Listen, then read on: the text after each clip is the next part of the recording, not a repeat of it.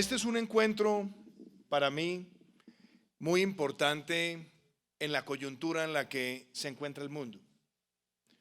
Es un encuentro donde también vamos a abordar los temas de bienestar, donde vamos a abordar la mejora de las condiciones de vida de los ciudadanos.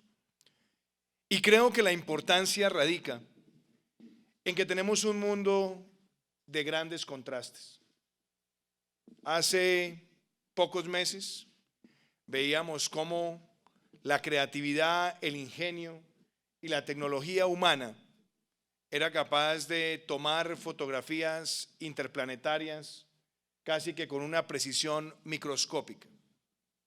Teníamos robots conducidos desde la Tierra haciendo pruebas sobre la superficie de Marte y compartiéndolas en los más sofisticados laboratorios espaciales del mundo. Y en ese logro tan importante de la humanidad, teníamos quizás en el otro lado el contraste de tener más de 1.000 millones de personas en el mundo sin acceso a luz eléctrica. Esos son los contrastes del desarrollo del mundo de hoy. Ver cómo fortunas individuales, producto del ingenio y de la tecnología y del emprendimiento, pueden superar el ingreso de países enteros. Esos son los contrastes del desarrollo. Y justamente en medio de esos contrastes, vemos cómo en el mundo hay discursos que lo que están buscando es exacerbar nacionalismos extremos que afectan la propia concepción multilateral de bloques que se construyeron después de largos esfuerzos. Vemos también cómo esos nacionalismos extremos, también fustigados muchas veces por la demagogia, llaman a la violencia y buscan a través de la violencia fracturar sociedades enteras. Para nadie es una mentira, Yolita, que el europeísmo, algo tan importante, está amenazado justamente por esos discursos. Para nadie es una mentira que muchas de esas angustias son promovidas por el solo hecho de generar el caos en muchas sociedades. Y por eso es tan importante el llamado a los encuentros, donde seamos capaces, por un lado, de defender a ultranza el multilateralismo como un punto de encuentro entre los países y de coordinación entre los países, como también es igualmente importante hacer un llamado a que las sociedades puedan encontrarse en propósitos comunes basados en la evidencia, en la evolución progresiva y por supuesto también en la transformación de la sociedad, empezando por los más vulnerables. Por eso este encuentro tiene el valor que tiene. Por eso es tan importante que cuando hablamos de desarrollo entendamos que estamos en un momento distinto de la historia. Y digo un momento distinto porque América Latina por mucho tiempo tuvo que vivir contrastes ideológicos que no solamente se agotaron, sino que fracasaron. Yo creo que los discursos neoliberales a ultranza de los años 90 y 80 en América Latina fracasaron por el dogmatismo y también por la arrogancia de pretender que los problemas de la sociedad estaban exclusivamente resueltos en el mercado. Pero también fracasaron aquellas modalidades que creen que el bienestar se genera por decreto o con el estatismo a ultranza de esquemas socialistas que lo que terminaron desarrollando fue un empobrecimiento generalizado en muchísimas naciones. Por eso es tan importante el llamado a ese espíritu de equilibrios democráticos y de centro y traerlos a las políticas de desarrollo, porque ni todo lo resuelve el mercado ni todo lo resuelve el Estado. Y en ese trípode de Estado, mercado y sociedad es donde están las grandes respuestas a los retos de nuestro tiempo. Yo recuerdo las distintas ocasiones en las que Amartya Sen se planteaba la discusión sobre el desarrollo en función del acceso a las libertades individuales y en el desarrollo de las libertades individuales. Y a partir de esas mismas apreciaciones fue que empezamos a consolidar que más allá del prurito del crecimiento, el crecimiento tiene que ir acompañado de una verdadera implicación de oportunidad para generar acceso a las libertades y traducirse en el bienestar de la ciudadanía. Y esa es la razón por la cual hoy más que nunca valoro que nosotros en Colombia tengamos una constitución, un acuerdo colectivo que define a Colombia como un Estado social de derecho y que además tiene en su constitución un artículo como el 333 que defiende la iniciativa privada, que defiende el sentido de la empresa, pero que la ubica responsablemente en la función social de la empresa. Porque la función social consiste en que cualquier actividad económica debe procurar, por supuesto, impactar en crecimiento, pero debe procurar también impactar en el cierre de las brechas sociales. Y sabemos que en América Latina hay cosas que tardan tiempo y la angustia ciudadana es inmediata. Quizás como anécdota, siempre recuerdo lo que es la urgencia y la reclamación ciudadana a los gobernantes. Yo me posesioné el 7 de agosto en una tarde lluviosa aquí en la Plaza de Bolívar y el día siguiente estaba en San Andrés, el 8 de agosto. Yo me posesioné a las 3 de la tarde y al otro día estábamos llegando a San Andrés en la mañana y recuerdo que una señora se me aproximó y me dijo: este gobierno no ha hecho nada. Y lo que puede ser genuinamente anecdótico, para mí significa una lección. Y es que los gobiernos acumulan siempre las necesidades, las exigencias y a veces las impaciencias acumuladas por años.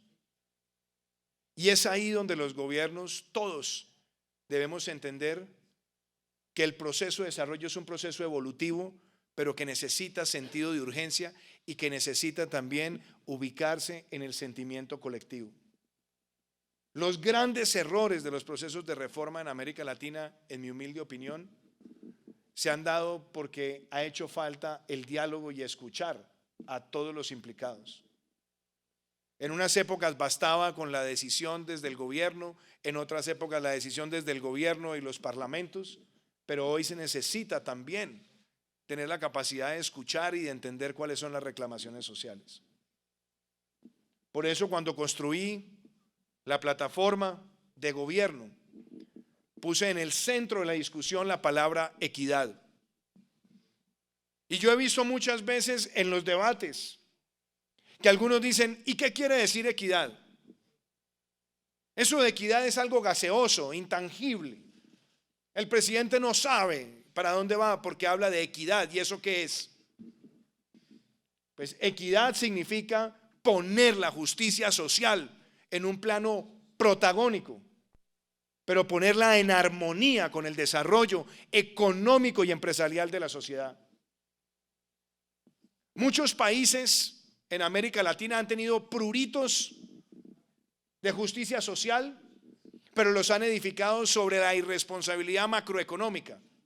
Y entonces terminan con hiperinflaciones o inflaciones desbordadas, que es la forma más clara de destruir capital social y de generarle más costos, especialmente a los más vulnerables. Otros las han construido sobre la base de la irresponsabilidad fiscal y lo que terminan es espantando la inversión y afectando la confianza y teniendo además choques profundos y casi que incontenibles en el debilitamiento de los principales indicadores en el sistema financiero, por solamente mencionar alguno.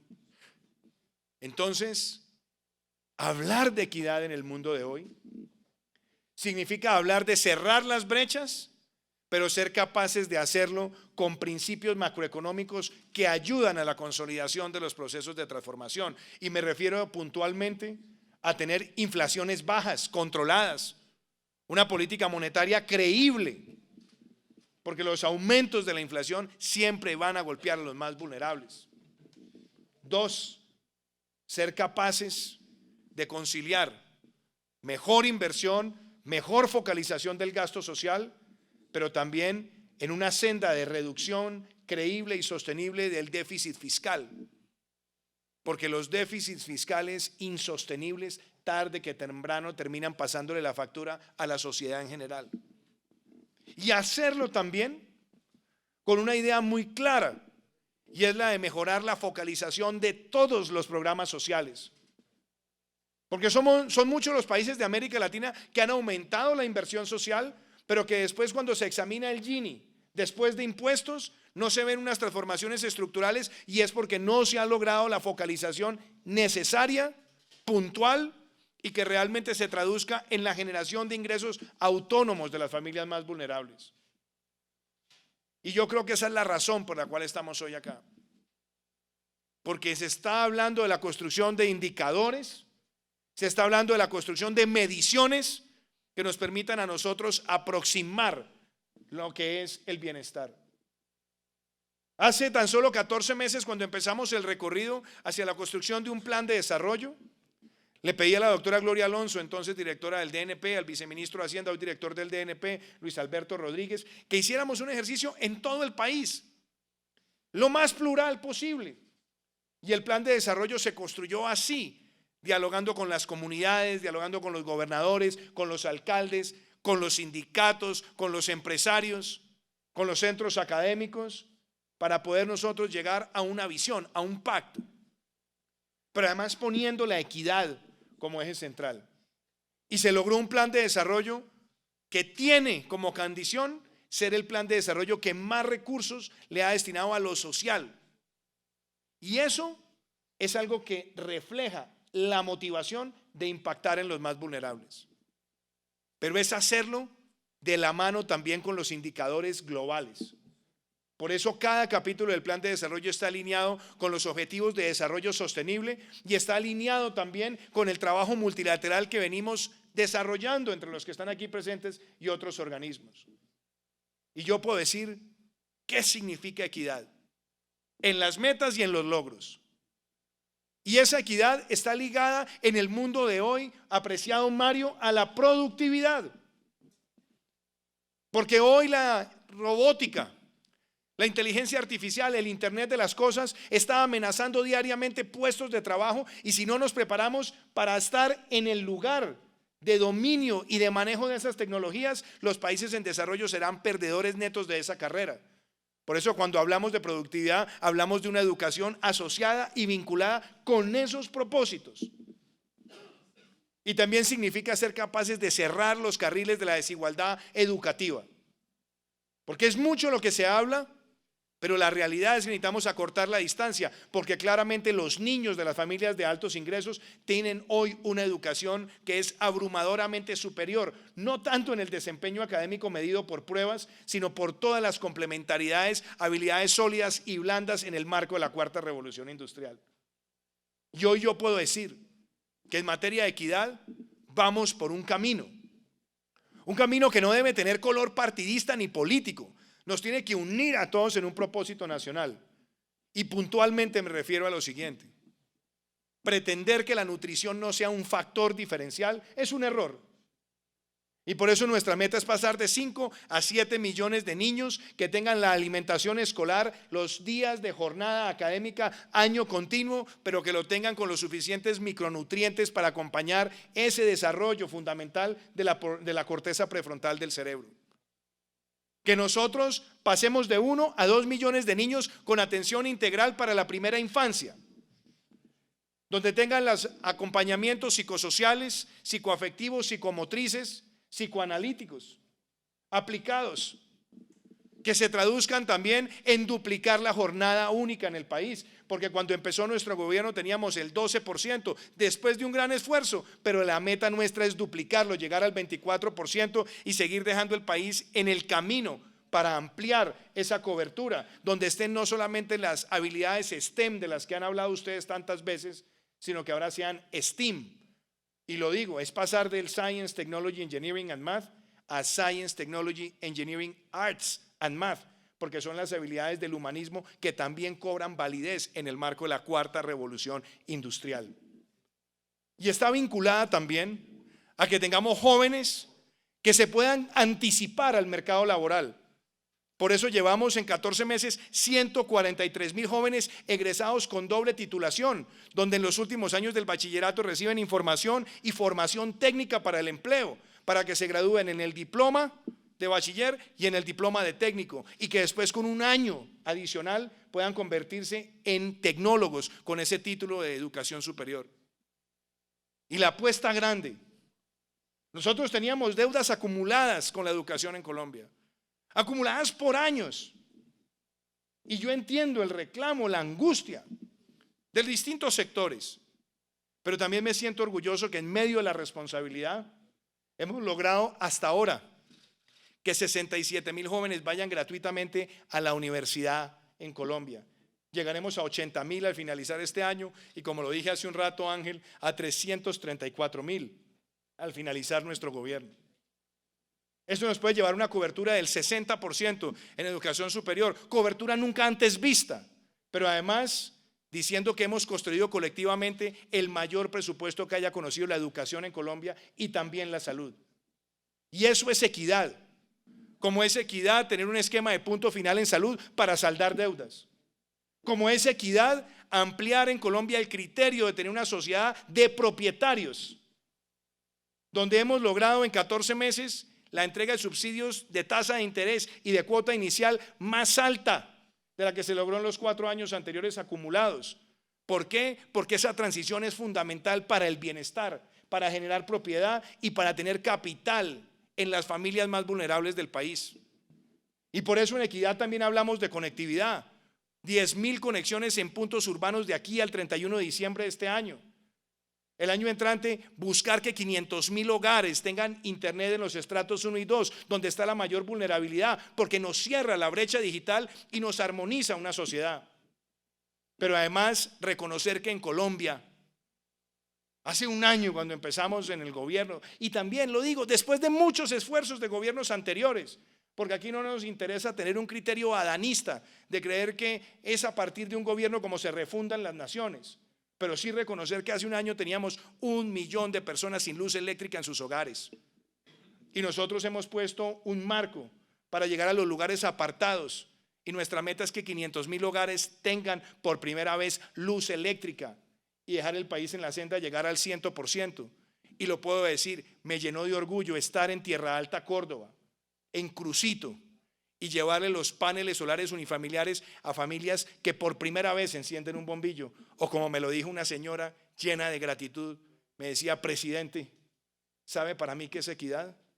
Que por primera vez voy a poder refrigerar un alimento. Esas son las transformaciones a las que nosotros aspiramos. Transformaciones que también tienen que ver con las vías terciarias, con la agricultura por contrato. Ya tenemos 20,000 productores en esos programas que venden sin intermediario, no solamente con la menor tasa de financiamiento en el mercado, sino con microseguros. Y eso todo esperamos que se vaya traduciendo en bienestar. ¿Tenemos retos? Claro que los tenemos. Pero también hemos sido capaces de enfrentar estas realidades, de aumentar estas proyecciones sociales con una economía que tomó las decisiones en el tiempo correcto, de bajarle las tasas de tributación efectiva a la micro, a la pequeña, a la mediana y a la gran empresa, buscando mayor inversión y generar mayor crecimiento. 14 meses después de haber tomado muchas de esas medidas, vemos cómo Colombia hoy, según la OCDE, está proyectada para crecer este año 3.4%, por encima del promedio mundial, por encima del promedio de la OCDE, por encima del promedio regional. Hacerlo de la mano con una inversión extranjera directa que en el primer semestre creció 24.7%. En el mismo momento en el que el recaudo aumentó más de un 10% y en el que el consumo de los hogares alcanza el punto más alto en 44 meses. Pero sea también la ocasión para decirlo buscando la armonía.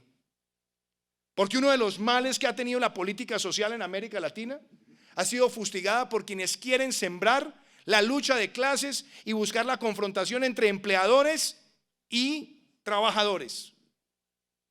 Y yo lo he dicho, eso lo único que hace es fracturar una sociedad. Lo que tenemos que buscar es la armonía entre el trabajador y el empleador. Por eso creo en el tripartismo, por eso estuve en la comisión de concertación, por primera vez un presidente ahí sentado. Y entre empresarios, Estado y trabajadores logramos el mayor aumento real en 25 años del salario mínimo, el mayor aumento en el subsidio de transporte en 14 años. Pusimos en marcha el pacto por el trabajo decente. Tuvimos el mayor aumento desde que existe la concertación del sector público y adicionalmente, como lo hicimos ayer, estuvimos presentes para decir que nosotros cualquier reforma de carácter laboral o de carácter de protección a la tercera edad queremos también ventilarla en ese diálogo fraterno con todos los colombianos y en la mesa de concertación. Porque eso nos fortalece como sociedad y nos fortalece como democracia. Y quiero ser muy preciso en algo. Nosotros hemos tenido estos indicadores que sí, nos llenan de motivación, pero no nos llenan de complacencia ni de triunfalismo. Entonces se trabaja todos los días. Pero claramente la resiliencia de la economía colombiana está más a prueba que nunca, porque lograr estos indicadores de crecer por encima del promedio de la OCDE, del mundial y del regional, asumiendo quizás la crisis migratoria más grande que haya conocido a América Latina, solamente demuestra nuestras fortalezas y de lo que seremos capaces si logramos solventarla y cuando empiece la transición hacia la recuperación institucional en Venezuela, un mercado de 7.000 millones de dólares que lo perdimos, y a pesar de haber perdido nuestro principal socio comercial regional, nuestra economía también muestra su solvencia en medio de las adversidades. Todo esto, apreciado Ángel, Yolita, Mario, querido rector, es para decir que cuando hablamos de equidad realmente estamos buscando un propósito sublime a lo que es el crecimiento. Y ahí tenemos quizás el reto más grande. ¿Cómo seremos todos los días capaces de llegar a más regiones? Y quizás esto me sirva para hacer también una afirmación. Nosotros hemos consolidado esos indicadores con una reducción del déficit fiscal. Y este año tendremos el primer superávit fiscal primario desde que existe la regla fiscal. Pero la pregunta es si valdrá la pena tanta rigidez fiscal en América Latina en momentos donde hay tantas necesidades y son perfectamente manejables a la luz de la responsabilidad macroeconómica. Esas son las interrogantes que ustedes en los organismos multilaterales y que quizás en este encuentro también se deban plantear. Porque cuando uno está en estas tareas y uno quiere lograr todos los objetivos, también se tiene que preguntar todos los días. A veces hay rigideces que nosotros mismos nos imponemos y que no necesariamente van en contra de la mejor prudencia ni de las mejores prácticas. De hecho, son muchos los países de la OCDE que no tienen esas rigideces y que han alcanzado grandes conquistas sociales y grandes conquistas fiscales. Qué bueno también que tengamos este debate. Nosotros seguiremos en la senda de cumplir nuestra regla, de mostrar que nosotros somos capaces de crecer, de mejorar bienestar, de mejorar el presupuesto social, de focalizarlo mejor, pero hacerlo también en el marco de ese cumplimiento de lo que nosotros mismos definimos ante los ojos del mundo. Pero el mensaje, con esto cierro, es que la equidad no es gaseosa. La equidad no es indefinida. No, la equidad es plausible, es real y se concreta todos los días cerrando las brechas. Y quizás la más importante de las tareas que tenemos hoy es que en todos los frentes seamos capaces de acelerar el proceso de cerrar las brechas y consolidar la equidad cuando estamos logrando niveles de crecimiento. Somos muy proclives siempre a que el llamado de la exacerbación lo aprovechen algunos en sus propios intereses políticos. Pero yo creo y lo digo además como un presidente que no tiene la reelección enfrente. Yo no soy candidato a nada. Soy en este momento gobernante orgulloso de un país y quiero invitar a que todos pensemos en más Colombia y menos las cosas que nos dividen. Y lo hago además con la tranquilidad de que he gobernado con todos los alcaldes y con todos los gobernadores pensando en su éxito, porque su éxito también es el éxito del gobierno nacional. Y lo haré con las decisiones que libremente tomen los colombianos en las urnas este fin de semana. Pero yo creo que aquí hay propósitos comunes y el propósito de crecimiento con equidad es el gran propósito de Colombia. Muchísimas gracias.